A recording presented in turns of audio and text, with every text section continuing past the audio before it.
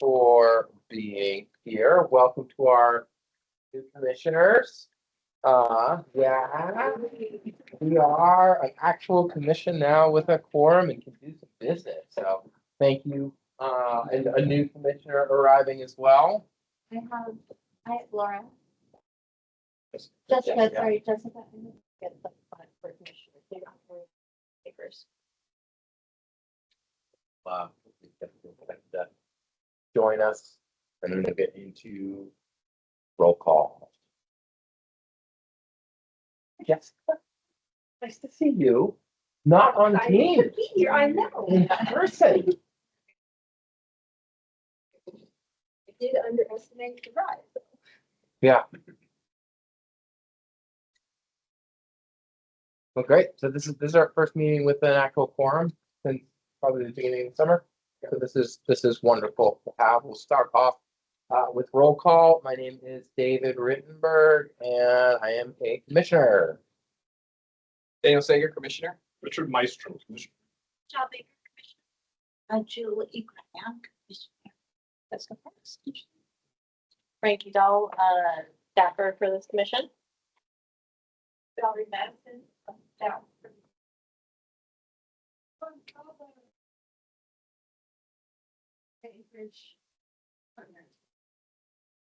Federal A staff. Pittsburgh staff. And online. Well, good afternoon, Farina Brown, Special Assistant to the Mayor, Homelessness and Health.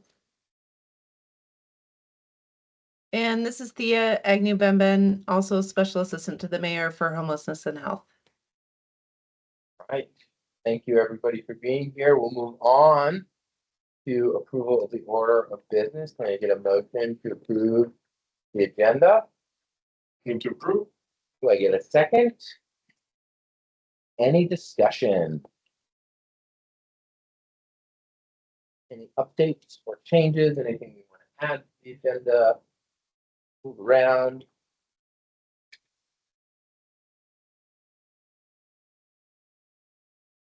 Seeing and hearing none. We have unanimous consent to approve the agenda. Anyone opposed to approving the agenda as presented? Look at that, guys. We just did the business. Awesome.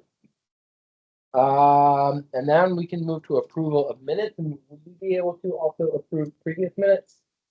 Or did I miss that when we just approved the agenda? You know, that's pretty good. So I think I don't know if there are any minutes to. It would be from the last one, we had a 4.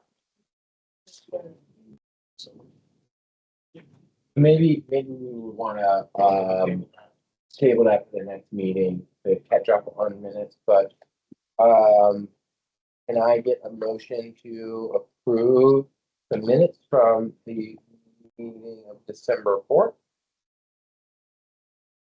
Move to approve. Can I get a second? Second. I'm going to take a moment to review them. And if there's any discussion or corrections to the minutes, now is time.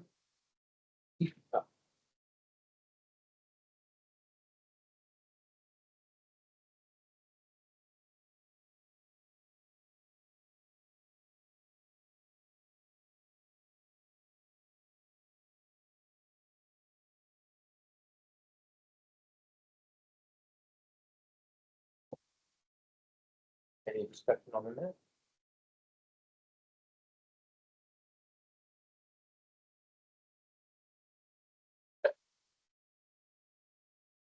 All in favor? Or can I ask for unanimous consent to approve the minute? Any opposition? All right, minutes are approved.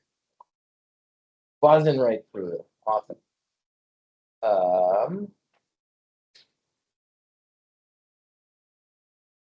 Here. Oh, okay. Election of a new chair and secretary to it. Vice chair. For the hand. So we've got Oh, update from special assistants to the mayor. Yeah, I missed old business. So update from special assistants to the mayor for health and homelessness. Farina and Thea, the floor is yours. Well, hello again. Thea, are you in the room? Or is she still walking? She's still walking. All right. I'm not there yet. Okay, so just a quick update. I am very pleased to say that we have warming center operations up and active as of January 3rd. That was something that our provider community really expressed the need for, as well as our hospital partners and the Anchorage Police Department, having a safe place that we can take individuals in the late night hours, often when individuals are being discharged from emergency rooms, or as our patrol officers are encountering individuals on the street. Instead of having those folks in the back of their police car for the next 3 or 4 hours while they try to figure out somewhere to take them that will keep them safe and warm, we now have a designated location. Warming center operations have been activated nightly.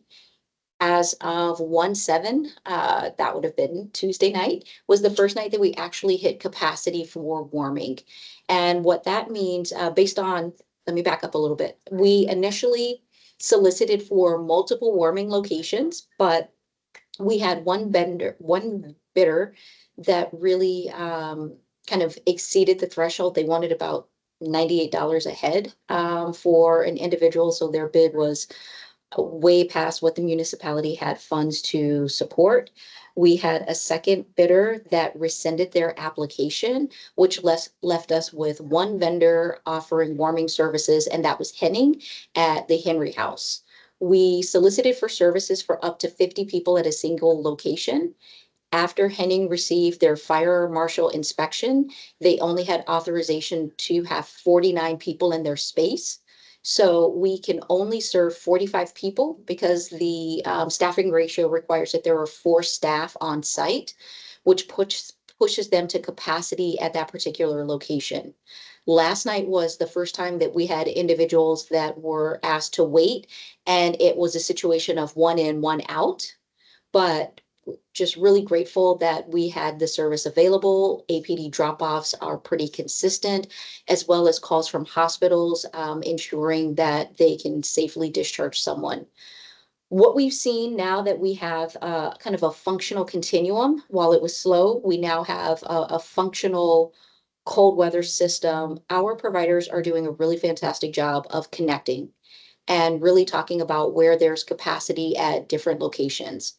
Something that happened organically with the providers. They had roughly 11 people throughout the night at warming that were able to be transported over to CWS, the congregate shelter on 56th Avenue, for empty beds that were available throughout the night, which freed up 11 spots in warming and ensured that we were filling beds and that just individuals weren't cold outside when there were beds available at our congregate shelter. Those are not practices that we can put into kind of a policies and procedures or standard operations document. Those are things that we can absolutely ask for aspirationally, but are really a reflection of a functioning continuum of providers that are talking to each other in real time and connecting people to needed services. So it's something that I just want to highlight that we are seeing as we are working through having a diversity of vendors that are at the table. We are continuing to use coordinated entry in partnership with the coalition, as well as making sure that we are leaving or connecting with our partners through HOPE, so that as they are doing their community outreach for individuals that are in encampments across town, that we're able to place those people using CE and that real-time boots on the ground engagement from APD. Not because Jessica's in the room, I would have said this if she were there or not. The coalition has really stepped in to support the work that we're doing when it comes to coordinated entry and really finding individuals. This is the first year, and when we initiated this, I talked about that this is our first year of implementation where we have multiple vendors and we're using coordinated entry or the by name list. And so there are a lot of ooches and ouches to kind of work out and how we find people and we move them into the system.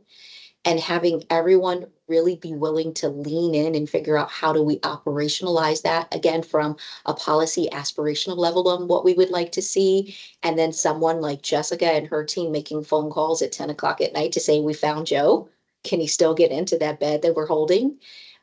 Is something that I think is really important, that all of you as commissioners recognize that as we move forward in our ongoing years under the LaFrance administration, we want to get better and better at what we're doing. So taking a data-informed look at how did this work? Who did we serve? How did we create flow in the system by connecting them to housing and services? Where can we do things better? And then how do we actually operationalize the good work that we're seeing that happened organically? Are some of my aspirational goals I have for the commissioners as you're thinking about how to partner and give that feedback to the administration. This component of service is so absolutely essential, but it is also incredibly expensive with high visibility when we get things right or wrong.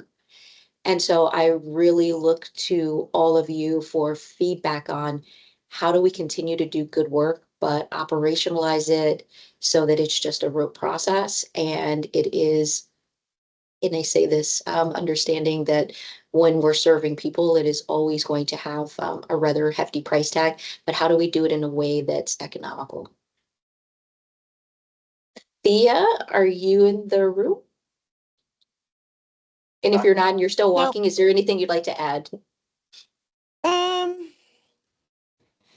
Maybe just that here we are at the beginning of the year, we're getting our, I mean, the good part is we're really sticking to the strategy that we put out, but we'll be making some updates. And sorry if I missed it. Did you talk about kind of connecting with the hospital association? I did not. I have only provided an update on kind of the immediate success of, as of January 3rd, we activated warming and have not provided any of our partner contacts. Great.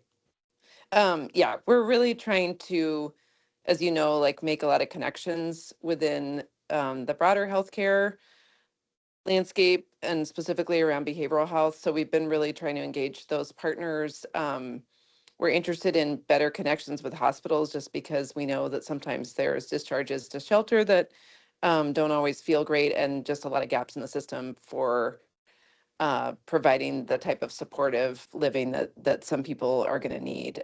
So we're want to work on that. But yeah, there's a lot happening. We will be doing some more kind of external communications over this month on the work, the mayor's priorities and the work that we're doing. We're still working with HHD on some of the different funding sources. We have an RFP out right now for housing services that the deadline was extended. So if that was something you were looking at and you thought, dang, I missed it, it's actually extended now till the 14th. So encourage people to apply for that because our priority really is with the folks that we're providing a location for through emergency shelter. We really want to be focusing on helping them move out to a more permanent outcome over the next few months. So I think that's all I would add. Well, thank you both. At this point, I'll open it up to questions, comments from commissioners. I've got a question for Thea. That RP that you mentioned, that was for landlords? Oh, no, that is for anyone who, any organization that wants to offer services that help people connect with housing. So it could be rapid rehousing, it could be, um, navigation and supports, case management. Like there's a whole list of things in the RFP that can be proposed. And you do need to be, Jed, correct me here if I'm wrong, but you do need to be a nonprofit to apply. But what we've seen in other settings is, you know, sometimes obviously landlords aren't nonprofits, and so they can sometimes be a, you know, kind of subcontractor or a contractor to a nonprofit in a proposal. So no, it's definitely not just for landlords. Yeah, this is Jed. One, update to what, Leah had said, that, we actually did get, a couple more questions that we had to answer, and so the, deadline was pushed out one more day to the 15th. And yes, it is for housing services. There's a wide range of things it can be. It can be like, rental assistance, it can be navigation support, it, can be rapid rehousing. And yeah, it's, the applicant for the, grant does need to be a nonprofit, but there can be, the partners or contractors involved. It just, you know, it needs to be the municipal purchasing code requirements for some contracts. And that basically just means some contracts. And yeah, so that's open until 15th. It is $1.5 million of home park.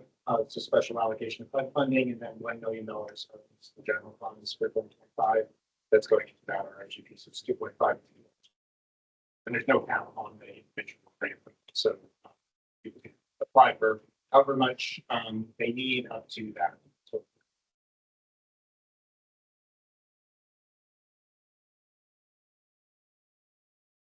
Their thoughts, questions, comments? I have kind of a question about what does a night look like in the warming shelter? How much kind of churn is there in clients, and how many people, I know it's early in the process, but I wonder how many people we're serving in the evening. Do people generally stay all night, or are they in and out?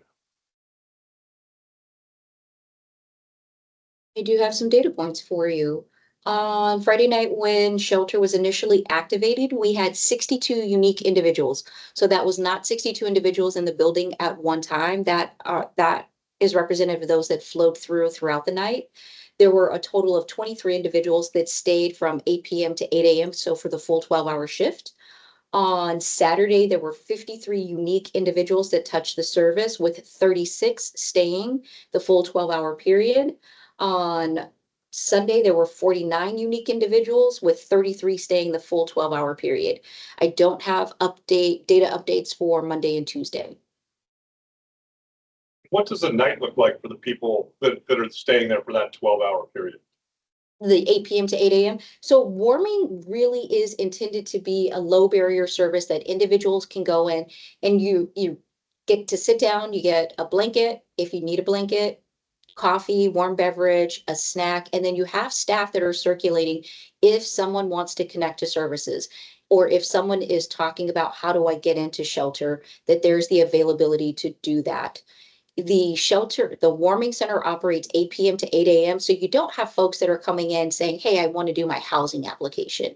This is really a life safety program where we want people to go and they don't feel like I have to do something to engage in this service, but it is essential that we have staff that are available if someone is asking for services or support. If someone says, can you sit down and help do this application with me? Sure, we can do that with you. But as of right now, what we're really seeing, just in this very short runway, less than a week, people are really looking for how do they connect into shelter. And then from there, that gives them greater access to case management and other services and supports to get connected to housing and other resources that they may need. Marina, can you talk a little bit about the temperature trigger for warming? Sure, Okay. warming is triggered at 20 degrees and wind chill is included in that calculation. I will tell you, I have lived here 14 years, and those of you that have lived here longer, please chime in. I remain completely shocked that we are seeing temperatures that exceed 20 degrees in January. The other night I walked out of the building and it was like 36. And it was just kind of a bit of a shocker, because setting the threshold, this is the first time that we've actually gone through the administrative process to stand up warming. In previous years, it was done through the mayor's executive powers, and it was stood up alongside our mass shelter at the Sullivan outside in tents. And then last year specifically, it was only activated at sub-zero temperatures for about 2 weeks in February when we had that real cold snap. So setting the temperature at 20 degrees felt like it would really allow for shelter warming operations to be activated every evening. But Mother Nature has her way and is determined that it's been a little bit warmer. With the wind chill factor, we have been able to initiate warming operations since January 3rd.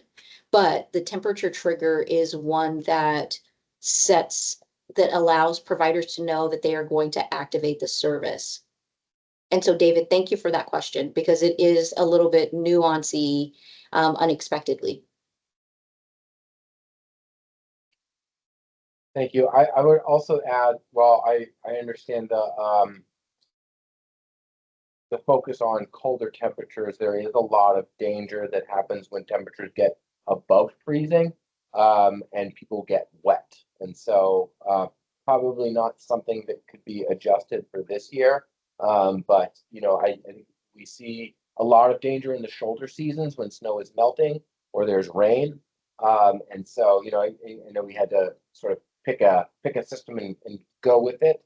But maybe thinking about for future years, you know, that wet weather, when it's wet and cold and people that are camping or people that are outside and all of their stuff gets wet, it can be even more dangerous than when it's 5 degrees out. Hey, David, I appreciate that feedback, and I absolutely feel like that is the role of the commission, where you would all take that on to say what you've seen in practice, and do you support warming? Do you support warming as a emergency cold weather operation that is activated during a certain period? And does that certain period include the shoulder season? All of these pieces are the first year that we have really activated these types of services through an administrative process to really better understand and create a level of transparency for the community to see what it cost if we were to stand up these services, and then how well utilized are they? And then who are the providers and the individuals that are using the service? So do we have the right mix of service and the right amount of resources? Um, I am going to say that I would love to see this, but I am not the commission and I am not the public that wants to be able to demonstrate how are their tax dollars being used in the most meaningful way. So having a data informed feedback coming from the commission would be one of those pieces that we could stand on to say, this isn't just because we feel like it's best practice, but here's who's using the service. And then what is that impact on our community, not just the individuals that are experiencing it firsthand because they are experiencing homelessness or inadequate heat in their homes, but for our hospital partners as well as APD. Thank you. And I'm also willing to hear if people don't feel like it's a valuable resource. Thoughts? I think it's the, their daytime, especially with the rain and the ice. People get wet, like you mentioned. And it's absolutely to be necessary.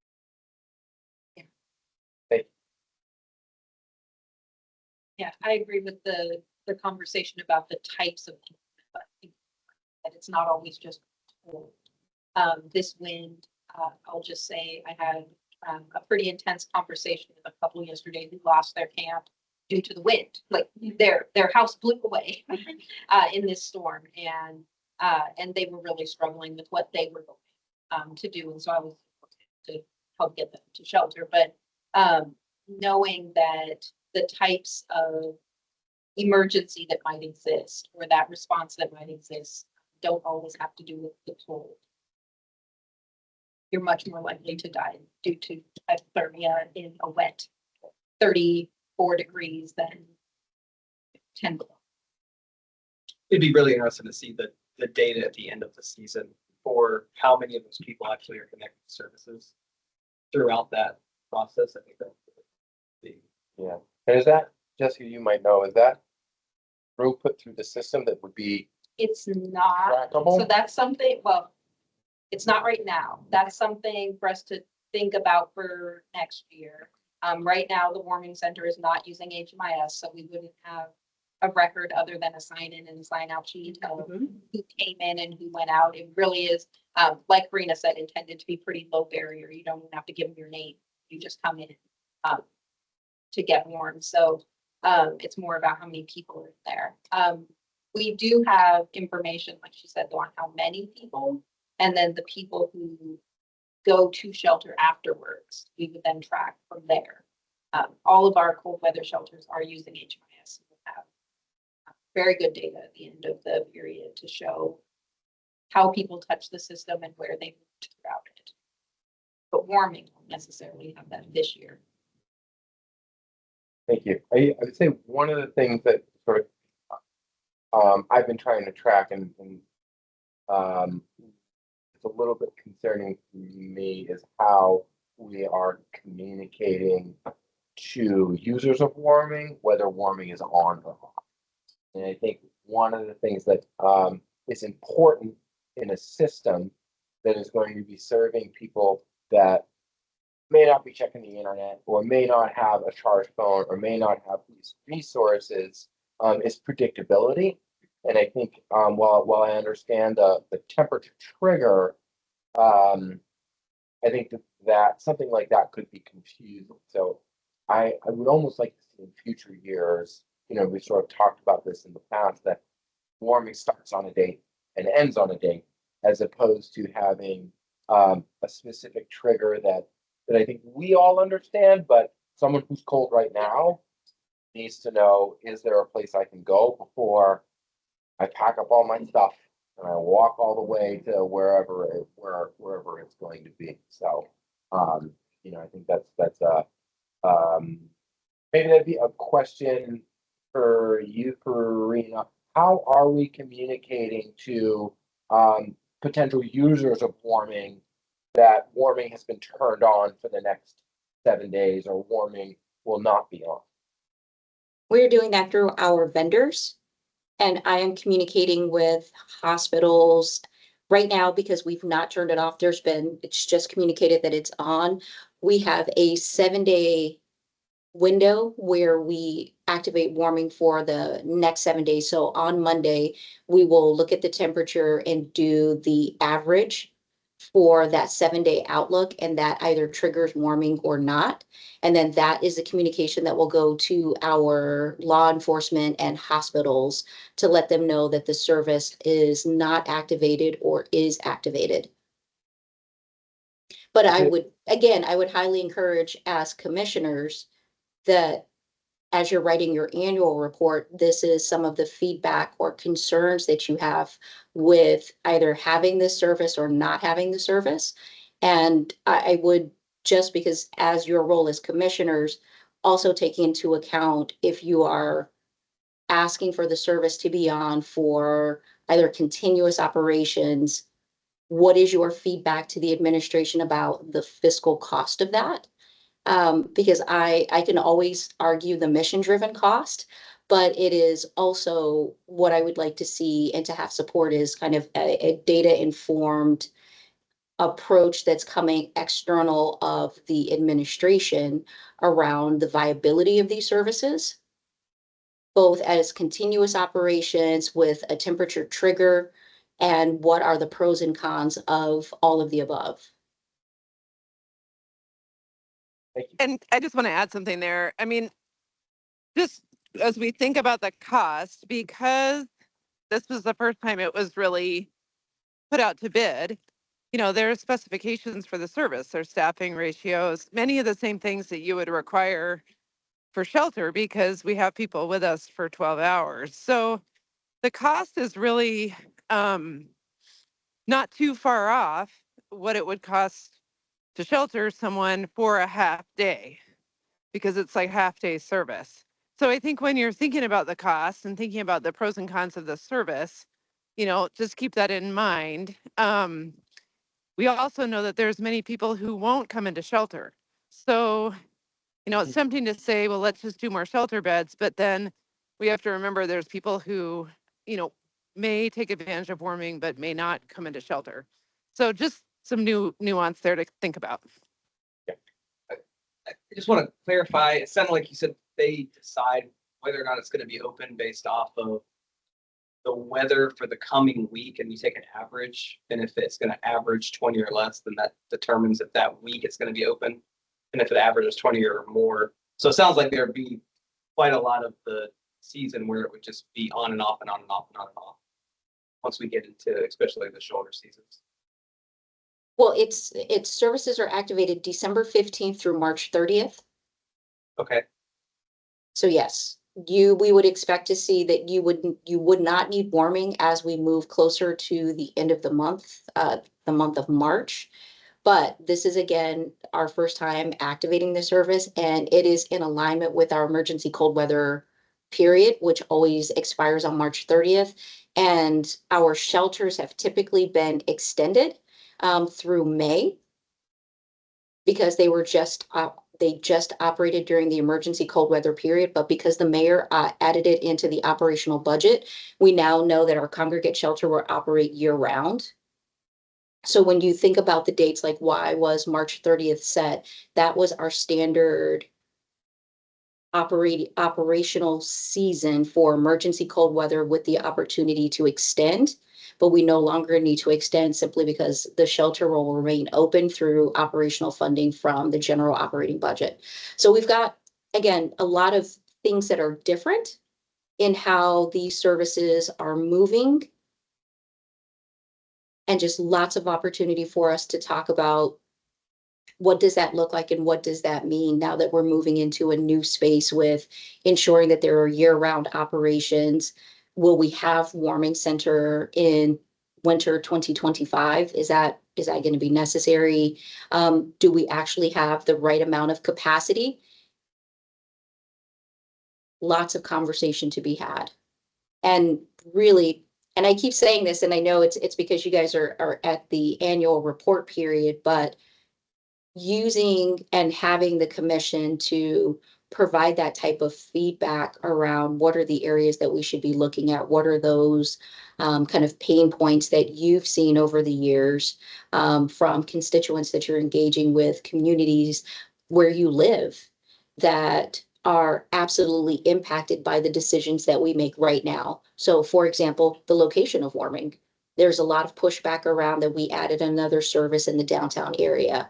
But then you also have kind of the what's the benefit of having that service? We're seeing that it's at capacity right now. There are concerns that we're not operating it enough.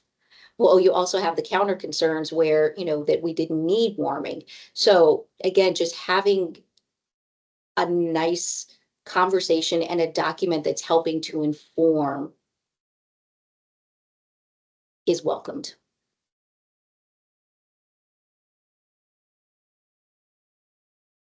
Thank you.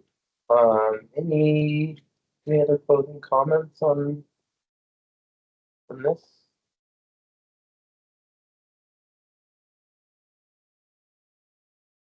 All right. Thank you, Farina, and Thea has joined us in the room, so thank you. Thank you so much.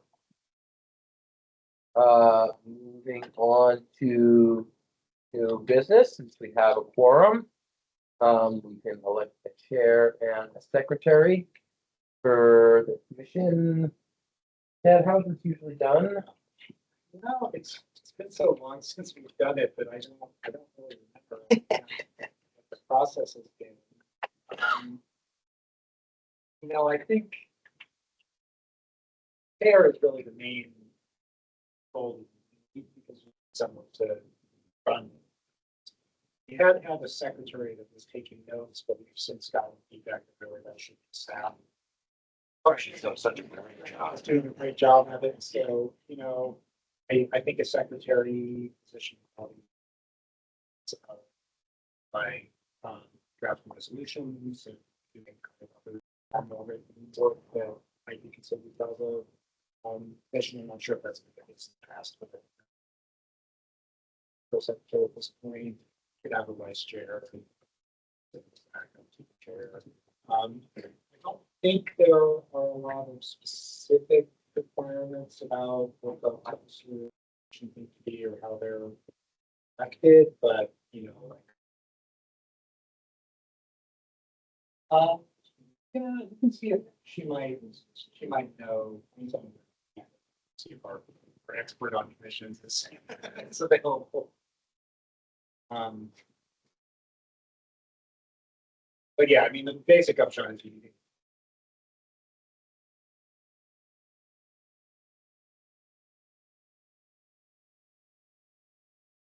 Anyone interested?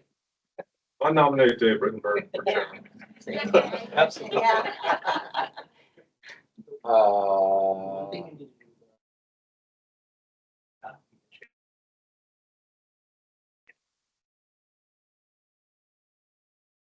How would we do that? Well, I don't think you have a chair right Yeah, we don't have You're a the chair. I'm the acting chair because I was the vice chair when the previous chair left. So, like someone temporary election. Okay. Jessica, you're pretty familiar with Robert's rules, right? I'm sure I can run this. Well, thank you for the election. Hi, I work with a couple of. What basically do is you open the floor for nominations and start with the chair position first. And you basically nominate each other and then say nominated person here, she could say I decline. Instead of decline. And if you do two or more persons that accept, then you will, when you do your election, it'll be a verbal election. Frankie has to write down yes or no, to get a quorum or to get a casting vote. Sorry, I'm a little bit. And then, so after you do the chair, then you'll call for a vote, and you can do it. And just raise your hands, and then Frankie can make no voted yes, and no, it passed. Fine, then you have to start all over. On to your vice chair.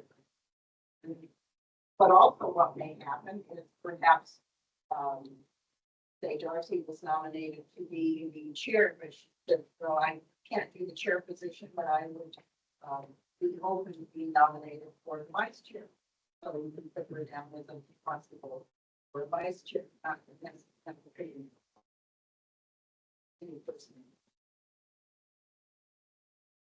Basically, very simply, you just do your nomination, they accept or they don't accept, and then you vote. But we're about to do that. Would you mind sticking around to supervise? So make sure we keep everything kosher. Know if those are the only two officer positions that are required? Is chair and vice I'm chair? gonna have to come over here. Oh. I have a little hearing. loss. Sorry, are those the only two officer positions required? Chair and vice chair? Chair and vice Okay. chair. You can have a secretary if you like to do minutes, but Frankie does minutes. That's what the staff liaison does. And you have no need for a treasurer. So I would open the floor for, okay, Yeah, yeah. I'll do it. Yeah, okay, great. So, the floor is open for nominations for chair. I nominate Dave Rittenberg. Now they don't. Any other nominations? I would, Oh, yeah, you- I would accept the nomination.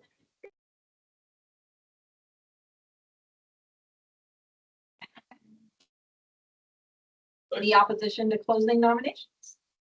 Nominations are closed. I guess we vote. Do we have to vote if there's only one nominee and they accept it? You can do a mass. Well, yeah, you still have to, but if more people don't want to. True. Everybody who would like to approve David Rittenberg as chair, raise your hand. Anyone opposed? Congratulations, chair. Now should the chair run the nominations for vice chair? Keep doing it then. Nominations are open for vice chair.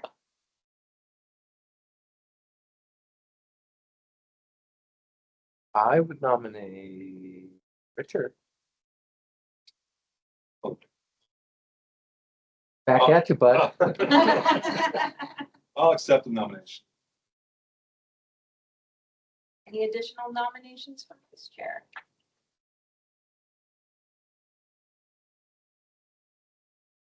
Opposition to closing nominations. Nominations are closed. Everyone who would like to approve Richard's nomination as vice chair, raise your hand. Any opposed, raise your hand. All right, congratulations, vice chair. I'll hand the ceremonial gavel over to the chair. Thank you. Let's go. Well, that's exciting. We have officers now. We're just doing business left and right. Special thank you. Special thank you to Judy. Okay, moving on in new business. We'd like to invite Graham Downey, Special Assistant to the Mayor, to present the mayor's housing strategy. Welcome, Graham. Thanks for being here. Thanks for having me. Yeah. You all deserve it. And lovely to meet you all. Maybe I'll come bring you over here. Sure. Great. And I sent Frankie a presentation. Were you able to pull it up, Frankie? But I thought maybe you all have had a chance to read this or maybe not, but happy to either give the presentation or also just chat about this document, depending on what the commission would prefer. I mean, you put the presentation together. Let's see it. I think that will help sort of whet the appetite for the conversation. Sure. Yeah. And this is really just picking out a few items from the strategy to dig a little deeper into. But yeah, anyway, so this is the URL for finding all the mayor strategy documents. So feel free to share that and discuss that if you want. Digital version. We're really excited about the 10,000 homes in 10 years as a really concrete and ambitious goal for driving housing goals or increasing housing supply. Really fundamental strategy. So if you go to the next slide, you all probably, or perhaps I think all of us have been thinking often in terms of affordability as like sort of the main A word when we think about housing, but something we're doing with this strategy, not that we want to neglect affordability, but really the focus is on abundance as the primary solution. I think more housing means more options for people, more diverse types of housing are really critical for meeting people at different points of the income spectrum. We want to have smaller options for seniors who are downsizing or folks who don't need a full-size single-family home. We see affordability as a function of supply.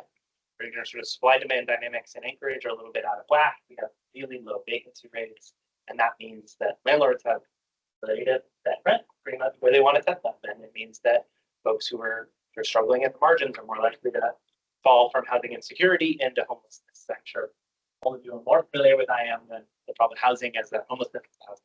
So really looking at this sort of abundant mindset.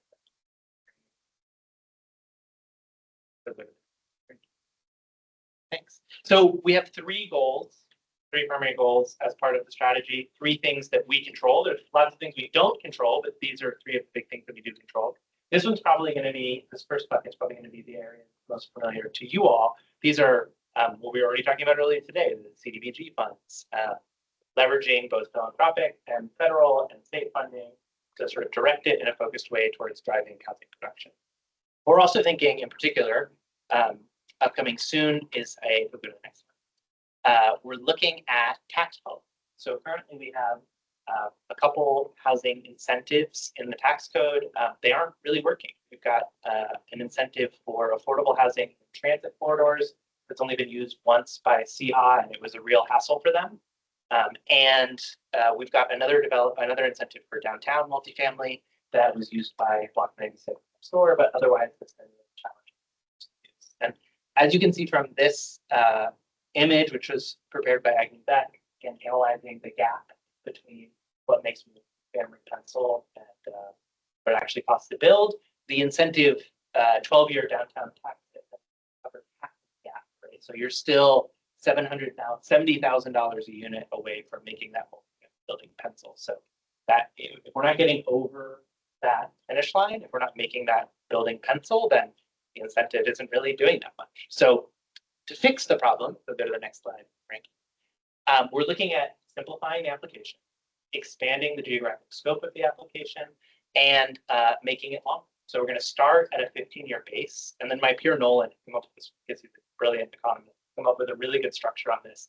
We're going to, instead of say, as we currently do, requiring affordability in transit corridors, we're going to say, well, you get a couple bonus years for being in a transit corridor, and you're going to get a couple bonus years for being affordable, and you'll get bonus years for being union built. And rather than you sort of making things requirements, we're going to create a number of incentives to give developers options for groups. So we'll be able to get up to 25 years maximum, and you have to do it in units, and at least one of those needs to be a new unit. So you need to be creating new housing.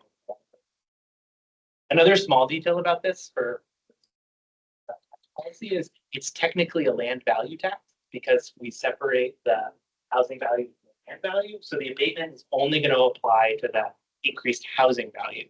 The land will continue to be the same rate since the developer isn't doing anything to increase that value rate there.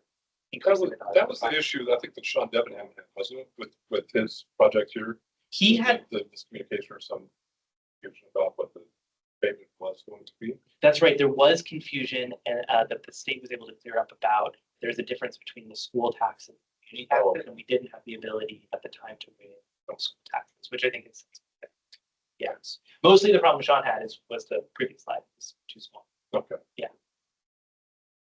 So anyway, so that's incentives. That's just one example of the strategies we're implementing. We expect that ordinance to be released. Nolan's going to be talking about it at the Community Economic Development Committee meeting tomorrow. They have a draft, so that's really exciting. Second bucket is cutting red tape. This is getting out of our own way. Getting primarily these items are focused on Title 21, looking at zoning regulations. If you go to the next slide, Frank. This is an image from the Site Access Test Script Report, which I hope you'll never have to read, but you may have heard the saga of site access expansion rules.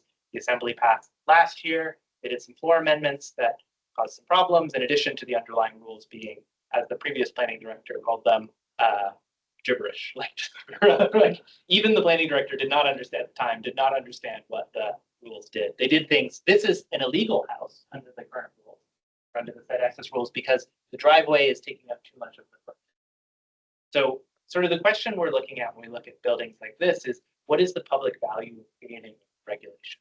I mean, the point of Title 21, the point of zoning is to create public value. And the question is, what is the value of minimizing parking in front of buildings worth the additional cost in terms of making the building not a pencil or making it just harder to get built? So we're taking a hard look at complex rules that are stopping housing from getting built. We're focused really on simplifying and public value. If you'll go to the next slide. And I think I also really want to emphasize briefly, as we're focused on changing the rules, but we're also really focused on how we're changing rules. The site access is getting fixed with a collaborative working group that the mayor's office and the assembly have jointly convened. And Raleigh and Dana Boland and I are leading that group. We brought developers, neighbors, and others in who have real experience, both commercial developers. It turned out to be really critical to have commercial developers and residential developers, folks from community councils that are impacted by these rules.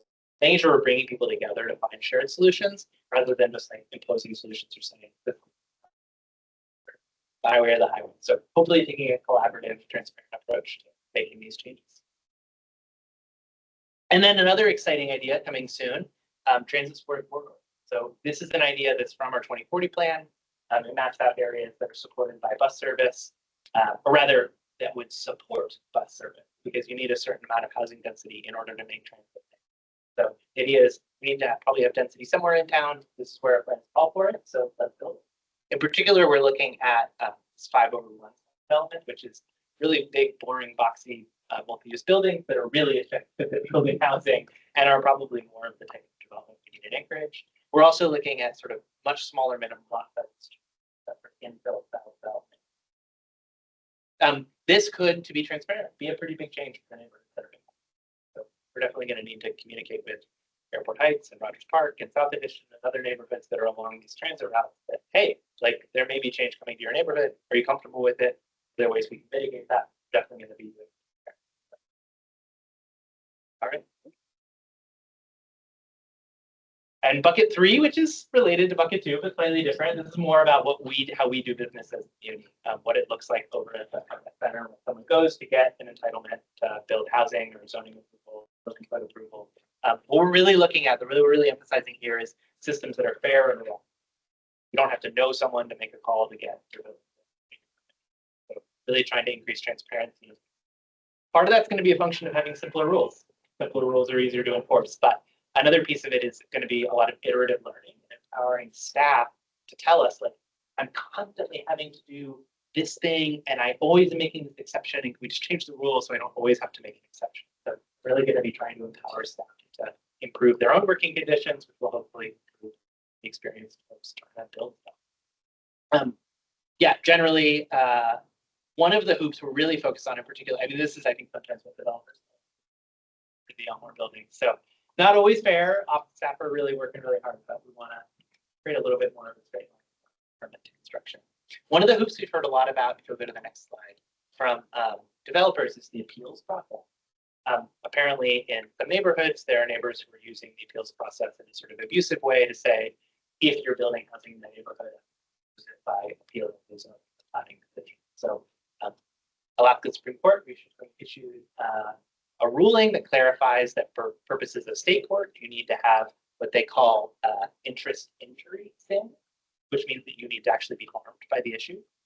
Currently, the way we do standing for administrative appeals is it's more like a citizen taxpayer standing, which means like, I am a citizen of Anchorage, or I lived in this neighborhood, or the literal standard is I testified at the Planning and Zoning Commission hearing, then you have a right to sue even if you're not suffering personal harm. So that's a shift that preserves people's rights if they're injured, but makes sure we're not allowing people to sort of use the process in an abusive way.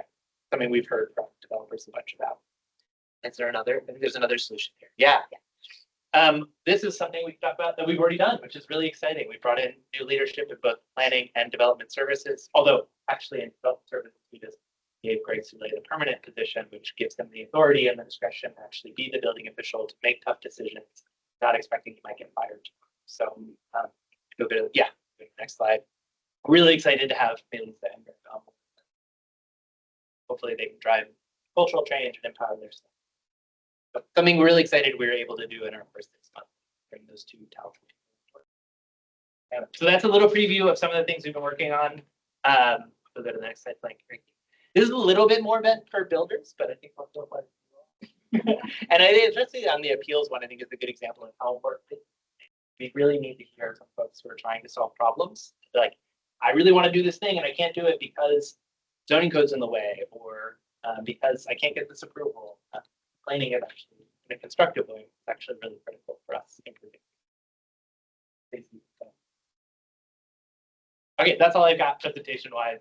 I'm happy to dig into any of the actions. Talk about whatever you want to talk. I'm Julie, in our backyard. Yes. And I Thank you for coming. I hopefully politely did Yes. it, and I just want to thank you and Greg. I've never met because building in our backyard is certainly different. That even though we have this assembly to do transient houses, it didn't really match with what was the planning department's experience, and then I know nothing about it. And so I was like, one of my people would go down there and then say, no, you can't do it. I'd say, well, we can do it.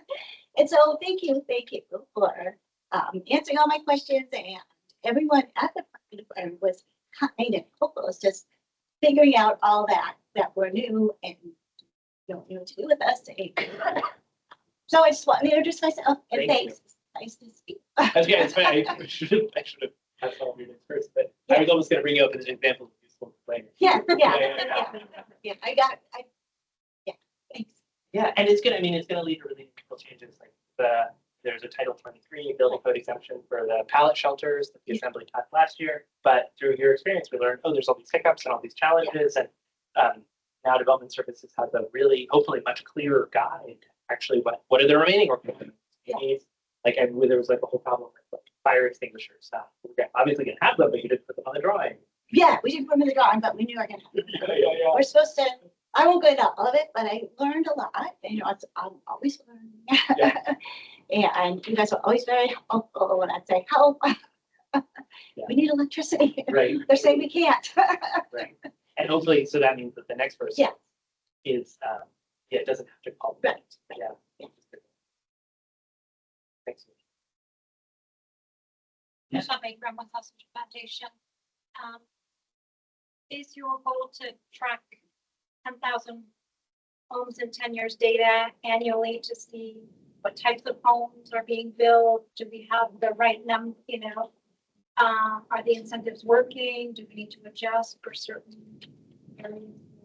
Not seeing interest in individuals building out those type of housing that's needed.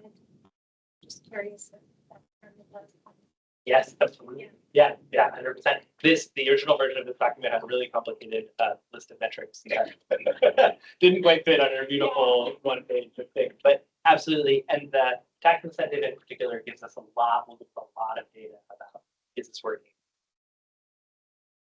That should be a really good source of data. And then there is right now you're able to find through the Assembly's website. I think it's probably the easiest way to navigate it, but there's the permitting dashboard that shows the number of single-family homes, duplexes, triplexes that we're building right now, and you'll see a pretty steep drop-off from we're pretty much only building single-family. What that doesn't show right now is multifamily, so we're trying to figure out how we can. Have you guys spoken with developers recently that are like, as soon as the stuff gets in, I'm gonna go build 1,000 units, like tomorrow? That's come up yet? I mean, that's a lot. That's a lot. It's a lot. Yeah. It's a huge difference. So Yeah. has there been We're really some ambitious. people that are just like, yeah, let me know when the incentives are there. And we're Yeah, I mean, the short answer is yes. Sean Debenham and I were chatting about this recently. Sean, you may know, built Block 96, is, along with CHA, sometimes the only builder of multifamily housing in Anchorage. And Sean was absolutely past this incentive, and I'm going to be able to build more houses over off of Raspberry. 10,000 though is probably, 1,000 a year is going to mean we have to increase the capacity of our building industry, which is a good thing because then more capacity means lower cost. So really positive cycle there. I don't think that's one of the reasons we chose 10,000 in 10 years is because we didn't think we're going to get to 1,000 next year, but we do need to be sort of on that average. So I think it's hopefully going to be a little bit of a contract. Interestingly, the Assembly is considering a pause on multifamily design standards, and the planning department surveyed developers, are design standards currently in the way of any of your planned proposals, and would you change your proposals, resubmit them if design standards were paused? And Sean Debenham, JJ Brooks, and Dion, or maybe someone else, all said yes. In particular, major site plan review, which kicks in at 31 units. Developers were intentionally targeting units, even when they could have built more to avoid major site plan. So that's one really critical piece of that legislation. We'll go down the line. They're like, yeah, we'll resubmit. We'll do 36 instead of 30. We'll have 6 more units. So far away from 10,000. Every bit counts. What's the average housing built per year right now, last decade? It's been going down. If you look at the permit dashboard for the single through fourplexes, we're at about or less than 200 for 2024, which is really bad. I'm told by development services that multifamily is adding another 300, but we really need to run down the number to see if we actually get. We're at 500 permitted, but I'm a little suspicious about how many. Do we actually build 300 units in multifamily housing last year? I didn't see it. So we need to run that out. So it's somewhere between 200 and 500. Definitely a long way. Yeah, there is a long way. And, it does seem like, Cook Inlet has a lot of requirements with their money. It sounds like requirements, right? I mean, they build these amazing buildings and they're expensive.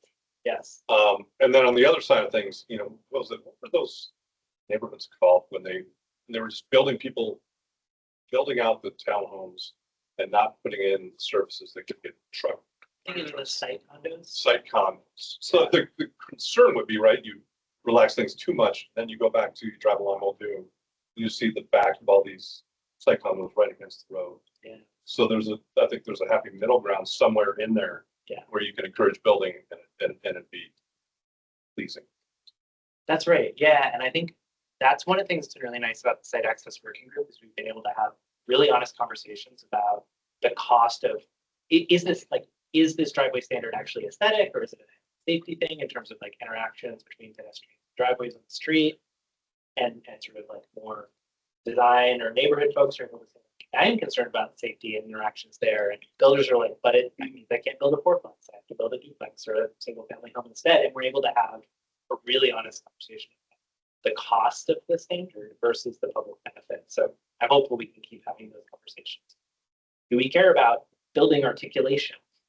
You know, where the building has to all see how buildings look the same, they can pop in and out and not just be boxes because we're afraid of boxes. We need more boxes, you know, it's a really efficient shape for architecture. So those are definitely going to be some hard conversations. Thanks.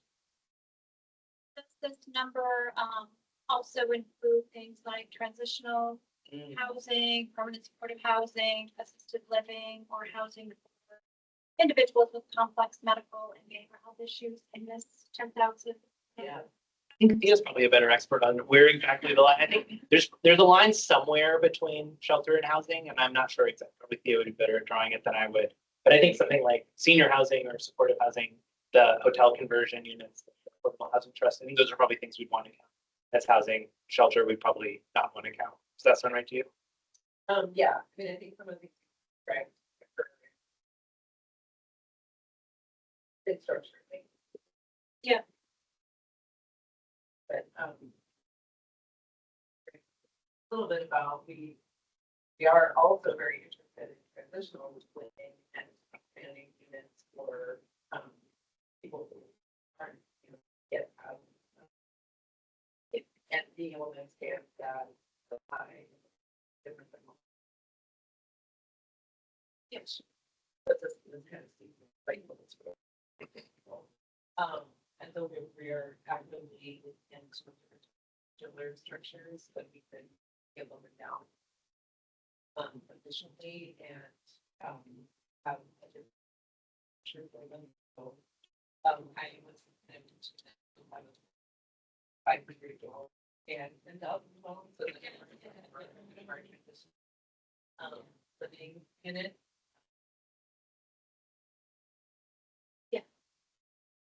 That's a roll off the tongue, that will. Yeah. Yeah. But in our strategy,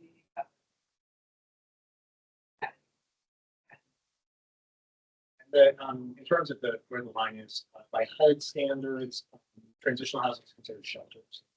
Housing, the usual test that we use there is for paying rent. So if you go to shelter, not paying rent. And transitional housing also usually not rent charged to. Permanent supportive housing, assisted living, things like that, usually there is some sort of rent charge. It's not necessarily the person paying it. Paid through benefits they receive or, vouchers associated with projects like that. But if there's a rental charge for permanent occupation, that's usually what people consider housing rather than shelter. And it does make a difference from our perspective funding because certain types of funding allow housing but not shelter or vice versa. And when we're deciding what bucket of funding project is eligible for, that line about whether it counts as shelter for housing can be pretty important. That's a component. But we see it, as a continuum. So it's more a matter of like where on the ball. Yeah, and I would just add, when you said rent, it's a little bit of the definition of rent. So, you pay rent when you have a lease. You pay fees when you don't have a lease. So if you're paying an occupancy fee at a facility, that is not a lease, that is not rent. So it's protections under the Landlord Tenant Act, Fair Housing applies. Like there's things that come into play when it's housing versus shelter or transition. Yeah, and I think that is sort of, I'm always really excited with the and I get to work on exciting projects like modular housing that sort of crosses the line. But I think, yeah, this is quite a bit upstream day to day, right? I mean, hopefully this is sort of addressing this homelessness, but it is a little bit tenuous. It's going to be a little bit slow. It's a long-term investment in creating that abundance that addresses the root causes of it. But it's going to be a long time before we get to the notes. But I know it's not 1,000 in year one, but do you have an idea or a goal of what year one might be? And have you identified any, like, is there anything in the works where you're like, all right, our goal is actually 700 for year one and we've got 300 going? And when is year one? Did that start That when kind of- LaFrance took office? Yeah, should or it is be her anniversary? Wonder, that's a great question. Yeah. I would probably want to do it calendar year because that's what we seem to have data for. So maybe year one would be end of 2025. I want to get a little more clarity probably on what actually happened in 200 or was it 500 before. Finding that. Yeah. It'd be really nice if it's closer to 200, then probably having a goal like something in the range of 1 person.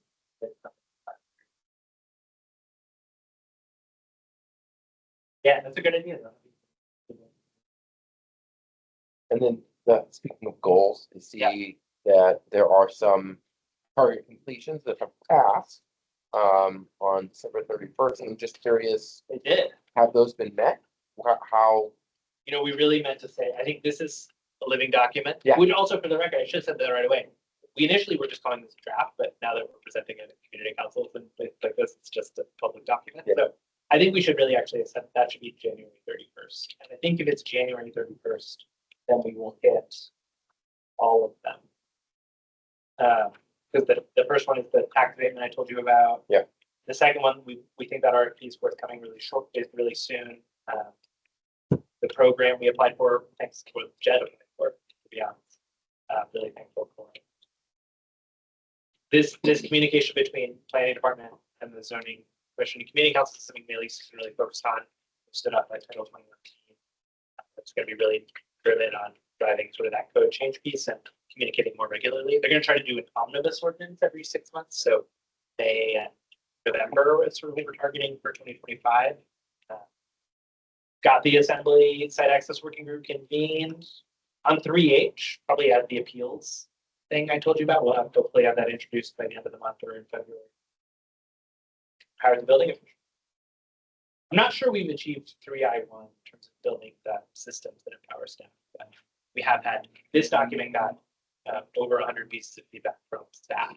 So I think we're starting to create a culture of like, hey, we want to hear your voice. We actually want to hear when you disagree with us.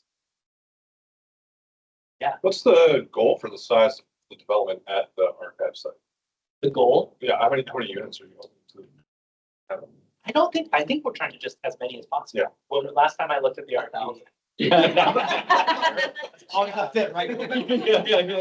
Yeah, I mean, basically, right? I mean, I think we're gonna get to that 10,000, we have to stop piddling around with like beautiful 30 unit. We need a lot of units there, I think. And that's gonna be a tension that we're actually doing on the RFP is like how we're balancing maximizing units versus how we're to cutting in the library. Are we also gonna mandate mixed use or sort of how prescriptive are we gonna be in that RFP? And that's sort of why it's been delayed. The challenge I see with a lot of these Cook Inlet projects is the mixed use is underutilized. The commercial portion, Yeah, it's forced to build it and then yeah, it's hard to find commercial tenants to take that space. right. Just from the outside looking in, driving by them, Yeah, totally. you know. problems. And that's the tension that we have on so many of these issues. It's like, if it's hard to do them, then maybe we need to require it so that it actually happens if we want that result.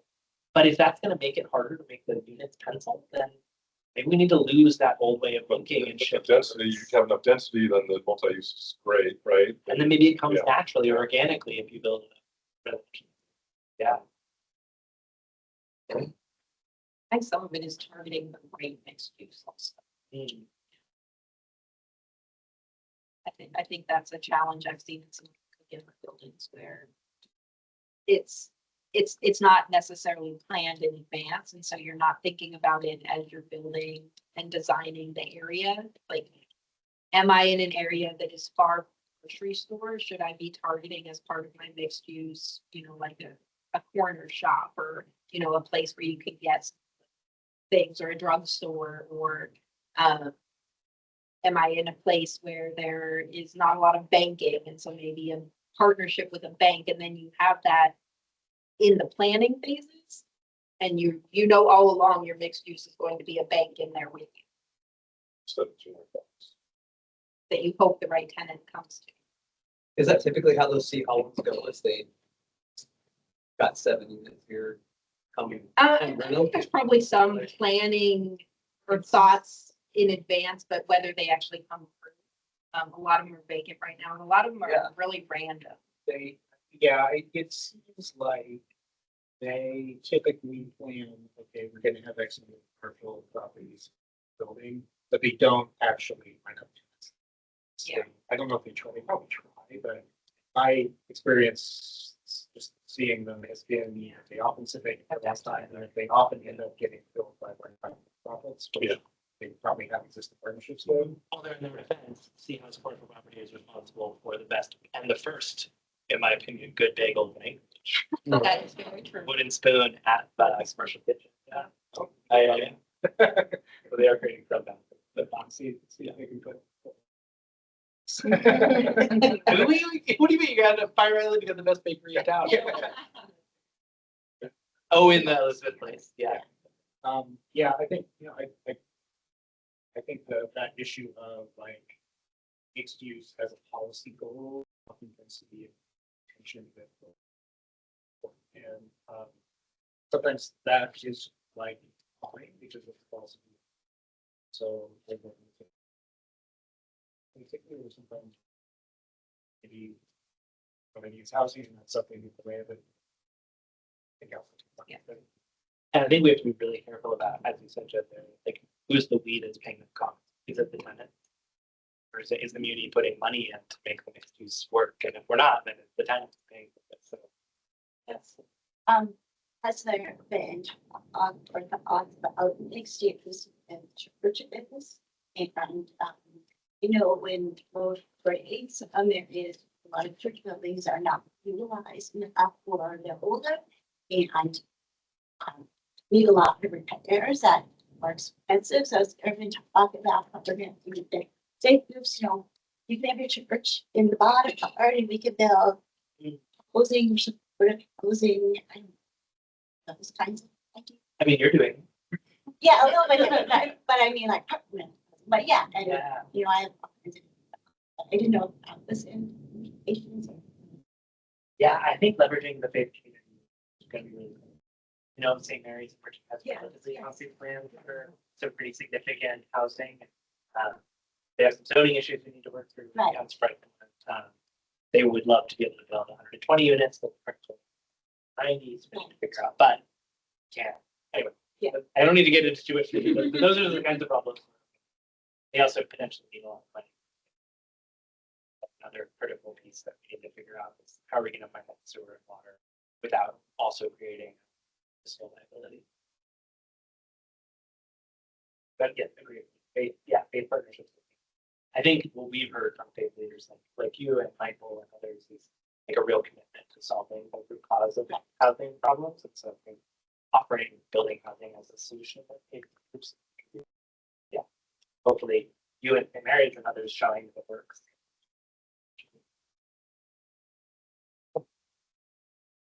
Thank you, Graham. Anything else before we get moving on? Thanks, all. Thank you. Yeah, more feedback, totally welcome. Like, so as you're digesting this, if you check it out, if you want to share it with others, send us really detailed, be like, no, this should be a 4 instead of a 3, or all this like granular and meta feedback. Thank you. Moving on into new business discussion, preparation for the annual HAND report on homelessness due in June. I know it's January, but cold and well, not even that cold, but summer will come and June will come quicker than we expect. I do want to share some response that I got from Farina, and I will forward this all along to you about. There's a question about the Open Meeting Act about whether we can get together and talk about things. And then she has some feedback about the annual report. So response to the open meeting for a 5-member commission, going back to the statutory language, meeting means a gathering of members of a governmental body when more than 3 members or a majority of the members, whichever is less, are presented. We read it as meeting means a gathering of 4 or 3 members, whichever is less, are present, or no more than 2 members can discuss a commission business without being at a publicly noticed meeting, or no more than 2 members can discuss commission business without being a publicly noticed open meeting. So I interpret that as two of us can chat about commission business without it having to be an open meeting, but three of us cannot. So that's good, that if we do bump into each other at a coffee shop or something, we can chat and not, you know. Or We can work on a document together. Or we can work on a document together, or, you know, have a phone call or something. So that's good. And then response to, about the annual report, she got some feedback from the mayor's office, so I appreciate that, Farina. Mayor's office would benefit from a report highlighting feedback on the homelessness and health strategy document and actionable recommendations informed by data on addressing immediate and long-term housing and homelessness challenges in Anchorage. Key focus areas include strategies for increasing transitional and permanent supportive housing, insight on repurposing underutilized structures like vacant facilities when applicable to decompress emergency shelters, and opportunities for expanding public-private partnerships and affordable housing development. Additionally, the report could offer guidance on integrating transportation and wraparound services to ensure housing accessibility and sustainability while identifying ways to revitalize at-risk neighborhoods in a forward-looking report. Don't expect this year's report to have all the suggested elements, but wanted to ensure that we had a healthy starting point. So appreciate getting some feedback there, Farina. At this point, I'd sort of open it up to commissioners about discussing a plan of attack or strategy for sinking our teeth into creating a report. I assume we are looking at a calendar year report of 2024 that will be due in June of 2025. So thoughts, ideas about how we might want to get cracking on something like this, noting that we have 9 minutes left.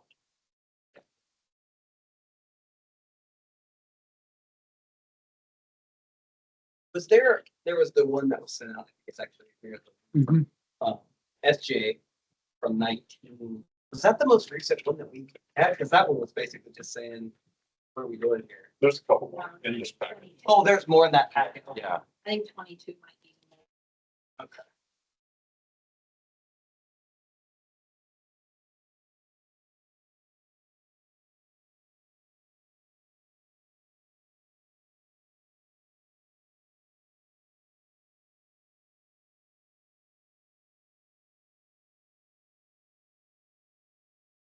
So maybe as a starting point, I think it would be good to make sure commissioners review the previous reports. I think the actual commission meetings probably are not lengthy enough, and there's enough on the agenda to where I don't know that we're going to be able to make meaningful progress on creating a report. So we're probably going to have to a work session or some extracurricular activities to start working on that. So that's just sort of where I'm coming from as far as getting some progress on this, but that is just one person's opinion. There's other commissioners might think about a strategy for putting pen to paper, or if there's data that we want to gather, things that we want to look at. Oh, I was just gonna say, that sounds good. I think structure wise, thinking about when we look at like what's in code, like that might be the easiest way, is just to say, what are we supposed to be doing? Mhm. And then what did we do in 2024 that was part of that, or the community in 2024 that was part of that, and then kind of bulleting it out that way. I did like in 2022 that it was structured a little bit more with identifying issues and then specific recommendations. So if they fell under some of those initial bullets, if there were specific recommendations for improvements or future activities. And I think that very easily could be a work session or individual work groups assigning different sections. I'm not opposed to doing a work session myself, but I think that if we dedicated essentially an entire meeting or two to working on this, we probably would have to. You know, That would be something to think about, but I'm also not opposed to a work session either, but. Yeah, my concern with that would be we will be putting on any other agenda item and if we get like we actually have the ability to do business. Yeah. Which if we were spending all the time working on documents. I don't know, but my first time around. So, Yeah. What other?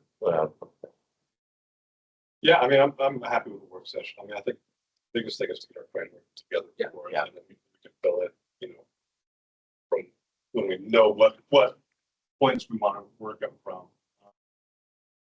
And I just try to look up the code, but not exactly the subsection states, but it can't wrangle it in terms of what this entails. But yeah, I'm happy with the work session and it doesn't need to be all of us either. Yeah. You know, Is anyone? I know. When you are doing a work session or working on documents, you use Google Docs that you can kind of edit or what's, I'm wondering what people prefer to do or you use Google Docs a lot, so then you can go and cut on that but I don't know if that's old school or new school. I like Google Docs. I don't think we have an established protocol. I think the question I have for Big Jed, would it be? I think to make sure something really gets done, someone needs to kind of own it Yeah. and lead it. I'm wondering if like a annual report subcommittee and create a Yeah, I mean, you can certainly, appoint committees and something to chair that. They can kind of take ownership of that. And steer it, sessions and so forth. And we can provide some staff support for that. Training is ready. So I'm sure we have some options that we can provide. Is anybody interested in leading this? Anyone feel especially equipped? Oh, that's. Thank you. I don't do that, I'm supposed So with that, I think we should probably keep this on the agenda for next meeting. I'd ask commissioners to review the previous reports, really think about what we want to sink our teeth into, what kind of data requests we might have, those types of things. Potentially at the next meeting, we'll create a subcommittee and name Jessica the chair of that subcommittee. Get moving on. Does that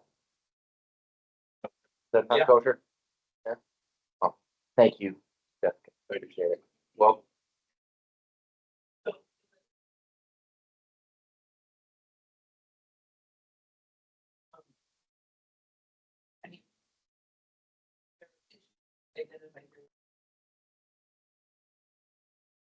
Yeah, if, so we were a little frustrated with what they came up with. I think it stemmed from questions that they had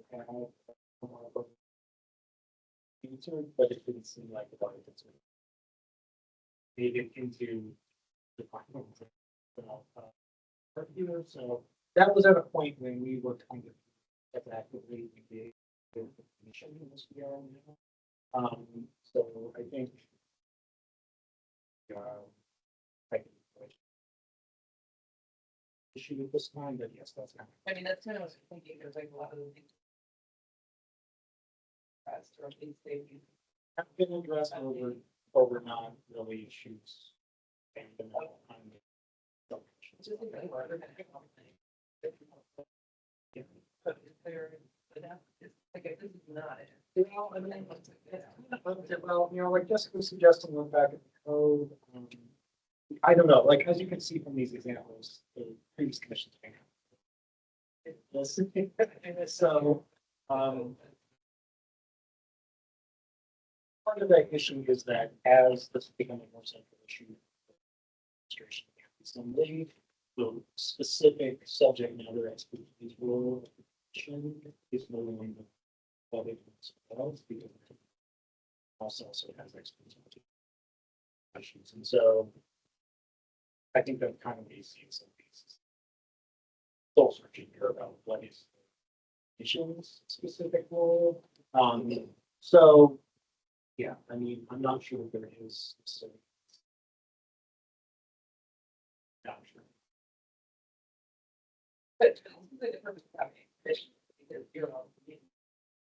And so you're advising the mayor and things from that perspective, so that is the. Yeah, but it just seems like some kind of. Like, I don't know, if I were you, I'd be like. Right, yeah, here. I mean, so like, this is the best we could. Yeah. This is what the recent ones have been. They. I think we need to find a framework. I don't think I see it in here. Yeah. But that is a decision. And I think one thing that Frida and I added is. Getting your feedback on strategy for, that would be. And I think great. Yeah, so I mean, if you want a framework, you've got some frameworks here. One of the advantages of not having a consistent framework to work off of is it gives us flexibility to be creative and creative how. So, again, thank you. With that, we'll move to, or any last thing before we move to general public comments. I see all staffers and others. Do we have anyone from the public online? I see a picture. Nope. Okay, so hearing no public comments, we'll move to commissioner comments. Real quick, I'm glad we have a quorum. I'm excited about that. Take some action on things. I say, well, again, welcome to our 3 new members. Really appreciate you all being here. No reports. I think of. So with that, I would entertain a motion to adjourn. So moved. Second? Any opposition? All right. Thank you, everyone. Thanks. Thank you. Yeah. Commissioners, before you go, I could just have a word. Let me sign that for my name. I could if you wanted to. Bring it in there. So it's just